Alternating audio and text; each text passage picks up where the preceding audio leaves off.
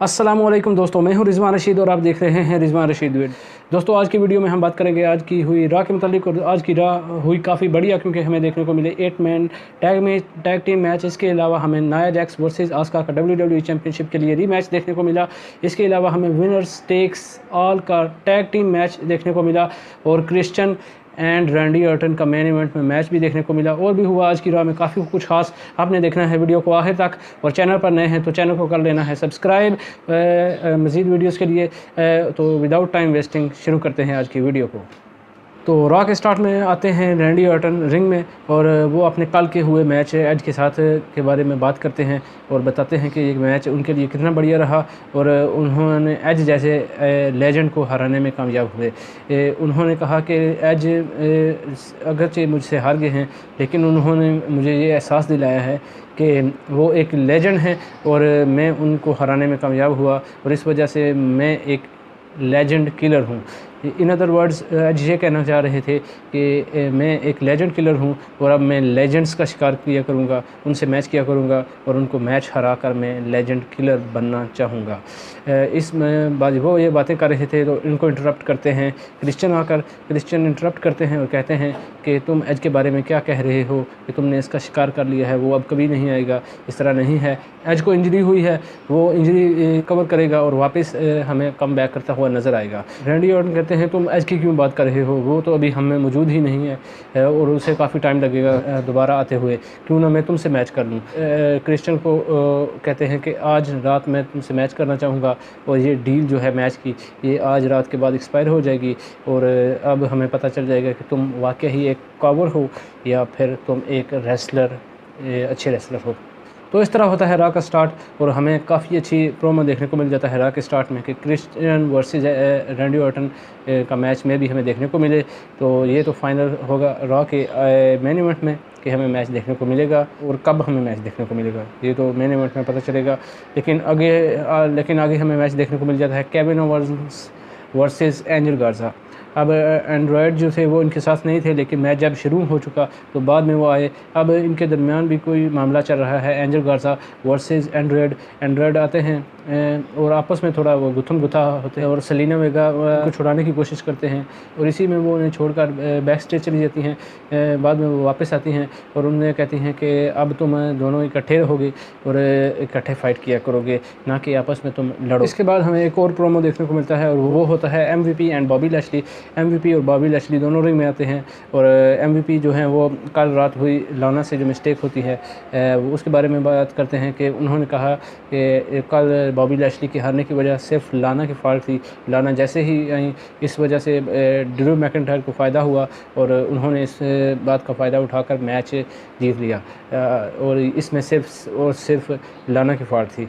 MVP यही बातें कर रहे होते हैं कि लाना इंटरप्ट करती हैं, लाना आती हैं और MVP को कहती हैं कि तुम तो चुप करो, तुम्हारा इस मामले से कोई ताल्लुक़ नहीं है और तुम चुप करके रहो, और ये मेरा और बॉबी लैशली के दरमियान का मामला है। बॉबी लैशली भी गुस्से में आ जाते हैं और बॉबी लैशली जो हैं वो डाइवोर्स मांग लेते हैं लाना से। तो ये प्रोमो भी काफ़ी बढ़िया रहा। अब देखना ये है कि WWE किस तरह लेकर चलती है लाना और बॉबी लैशली के रिलेशनशिप को, और कितना बढ़िया ये WWE पेश कर सकती है। इसके बाद हमें बैक स्टेज में देखने को मिलते हैं अकीरा टोजावा और उनके साथ 5-6 बंदे होते हैं। इसके अलावा स्ट्रीट प्रॉफिट्स और वाइकिंग राइडर्स भी होते हैं। ये फ़ाइट करने की कोशिश करते हैं, लेकिन फिर हमें 8 मैन टैग टीम मैच देखने को मिल जाता है, जो कि street Profits and Viking Riders की टीम एक तरफ होती हैं और अकीरा टोजावा और 3 बंदे उनके अपने होते हैं। ये मैच कोई इतना लंबा नहीं रहा। Street Profits and Viking Raiders बआसानी मैच जीतने में कामयाब हो गए, लेकिन इसके बाद अकीरा टोजावा के साथ एक लंबा कद वाला हमें नहीं पता कि वो कौन है, क्योंकि अभी WWE ने उसको रिवील नहीं किया कि वो पर्सन कौन है, मास्क्ड मैन है वो। तो वो खड़ा था, वो रिंग में आता है। बिग शो रिटर्न करते हैं, काफ़ी अरसे के बाद हमें रॉ में दोबारा उनकी एंट्री देखने को मिली। बिग शो आते हैं और वो अटैक कर देते हैं अकीरा टोजावा के बाकी 3 जो मेंबर थे उन पर, और इस तरह एज जो है वो street Profits and Viking Riders और बिग शो के हक में गया। इसके बाद हमें सेगमेंट देखने को मिलता है मंडे नाइट रॉ मसाया का। सेथ रॉलिंस रिंग में आते हैं और वो रे मिस्टीरियो के मुतालिक बातें करते हैं। वो कहते हैं कि मैंने रे मिस्टीरियो को बुलाया था, मैं जानता हूं कि मुझसे गलती हुई है और मैंने इनवाइट किया था रे मिस्टीरियो को कि वो आए और मैं उससे अपनी गलती की माफ़ी मांगूं, लेकिन उसने आने से इनकार कर दिया। लेकिन मुझे ये पता चला है कि डोमिनिक आज की राह में आ रहे हैं और अभी तक वो इधर नहीं पहुँचे, लेकिन वो कभी भी यहाँ पहुँच सकते हैं। ये बातें चल रही थी कि रे मिस्टीरियो स्क्रीन पर आते हैं और वो कहते हैं कि डोमिनिक घर से निकल चुके हैं और वो राह के लिए रास्ते पर हैं, लेकिन तुमने डोमिनिक को कोई नुकसान नहीं पहुंचाना। सेथ रॉलिंस कहते हैं कि मैं डोमिनिक को अपना पार्टनर बनाना चाहता हूं, यानी कि वो मेरे साथ काम करे, और अगर वो ऐसा नहीं करेगा फिर हर चीज़ की एक सेक्रीफाइस होती है और डोमिनिक को भी सेक्रीफाइस करनी पड़ेगी। यही बातें चल रही थी कि पीछे रिंग से निकल कर आ जाते हैं डोमिनिक, और डोमिनिक अटैक करते हैं सेथ रॉलिंस पर।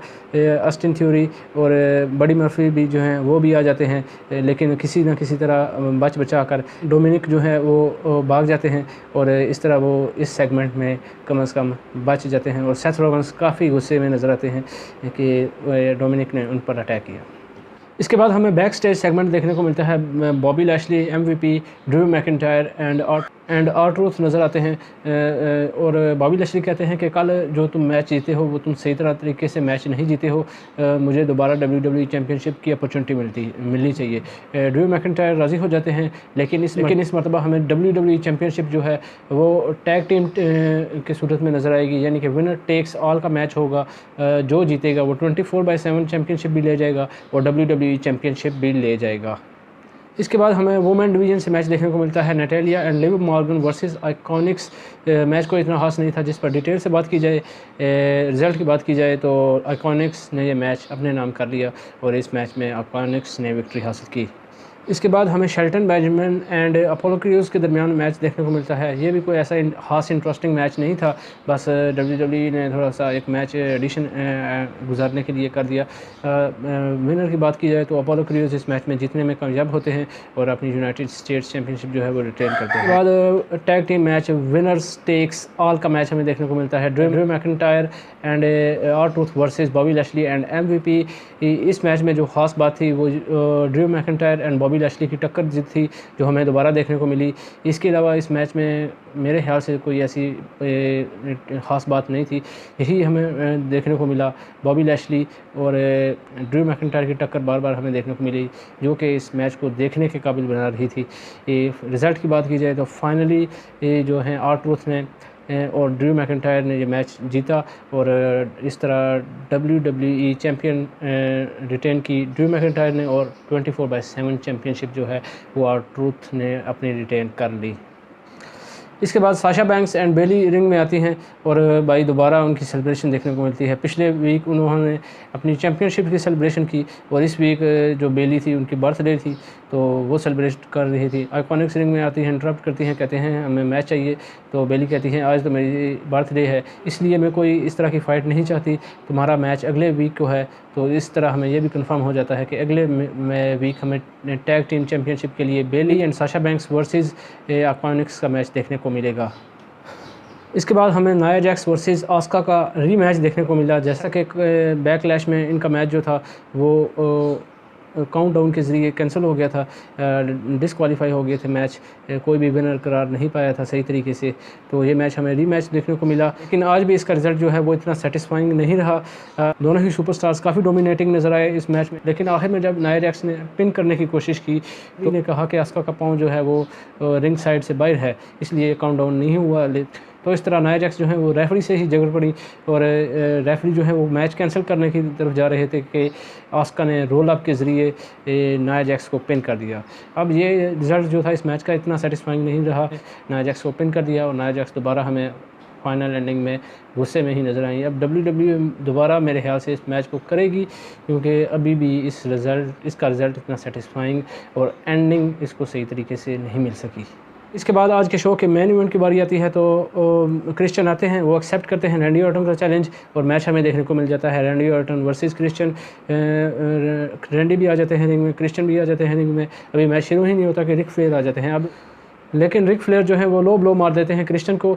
और अब ये किस चीज़ का बदला था ये तो हमें अपडेट बाद में मिलेगी। जैसे ही अपडेट मिलती है हम अपने चैनल पर अपलोड कर देंगे वीडियो को। रिक फ्लेयर लो ब्लो मार के चले जाते हैं रिंग से बाहर, और रैंडी ऑर्टन जो है इसके बाद ना कोई और के लगाते हैं ना कोई और किक लगाते हैं, बल्कि डायरेक्ट ही वो पैंट किक लगा देते हैं क्रिश्चियन को, और इसके बाद पिन भी कर देते हैं क्रिश्चियन को, और ये मैच जीत जाते हैं, विनर बन जाते हैं। लेकिन उन्होंने इंजर भी कर दिया नेक को। पैंट किक एक इलीगल मूव है और इससे काफ़ी ज़्यादा इंजरी हो जाती है नेक को, और यही देखने को मिला। क्रिश्चियन की नेक होगी इंजर, और उन्हें जो मेडिकल स्टाफ था वो WWE उनकी हेल्प कर रहा था, उनकी नेक बैंड लगा रहा था उनकी गर्दन को। और इस तरह आज की रॉ की एंडिंग हुई। उम्मीद करता हूँ आपको ये वीडियो अच्छी लगी होगी। हमारे चैनल पर नए हैं तो हमारे चैनल को कर दीजिए सब्सक्राइब। अगली वीडियो तक के लिए इजाज़त दीजिए। खुदा हाफिज़।